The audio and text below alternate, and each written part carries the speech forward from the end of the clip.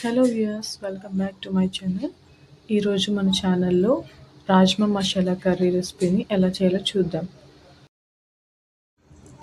ముందుగా మిక్సీ జార్లోకి 2 టమాటాలను పెద్ద ముక్కలుగా కట్ చేసి వేసుకోండి. ఇందులోకి ఒక పచ్చిమిర్చిని ముక్కలుగా కట్ చేసి వేసుకోండి. దీన్ని మనం స్మూత్ పేస్ట్గా గ్రైండ్ చేసుకుందాం. కర్రీ ప్రిపరేషన్ కోసం స్టవ్ మీద ప్యాన్ పెట్టుకుని ఇందులో ఒక 2 టేబుల్ స్పూన్స్ వరకు ఆయిల్ వేసుకోండి. ఆయిల్ కొంచెం హీట్ అయ్యాక ఇందులోకి 1 టేబుల్ స్పూన్ వరకు జీలకర్ర వేసుకోండి.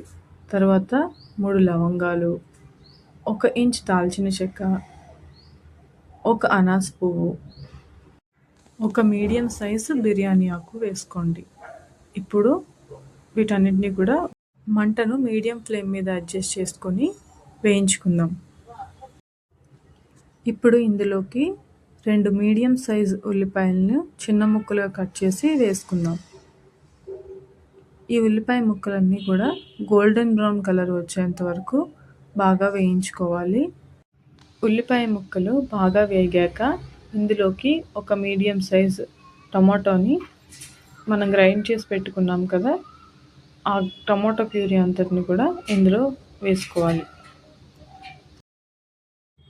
ఇప్పుడు దీన్నంతా 2 మినిట్స్ పాటు వేయించుకున్నాక ఇందులోకి 1 పావు చెంచా వరకు పసుపు వేసుకుందాం.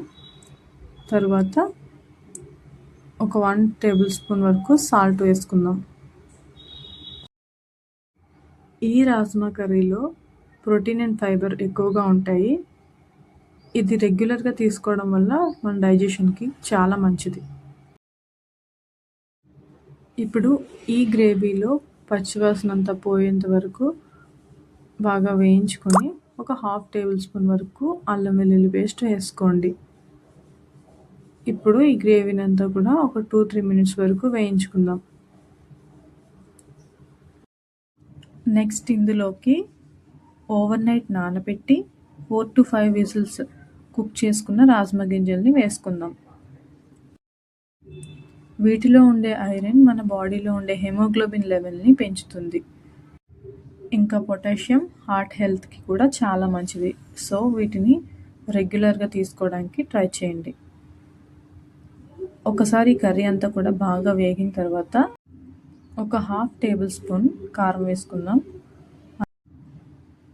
ఇంకా 1/2 table spoon garam masala, 1/2 table spoon ధనియాల పొడి వేసుకుని కర్రీ అంతటిని బాగా కలుపుకుందాం.